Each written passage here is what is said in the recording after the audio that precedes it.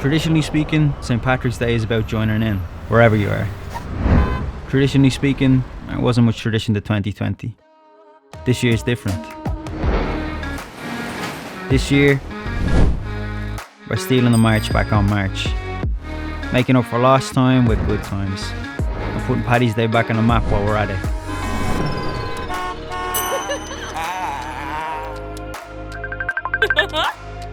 So let's get set. To share a glass, a tune, some Irish spirit. To share a connection once again. And a toast to raising the roof together. This St. Patrick's Day, Jameson invites you to join in, wherever you are.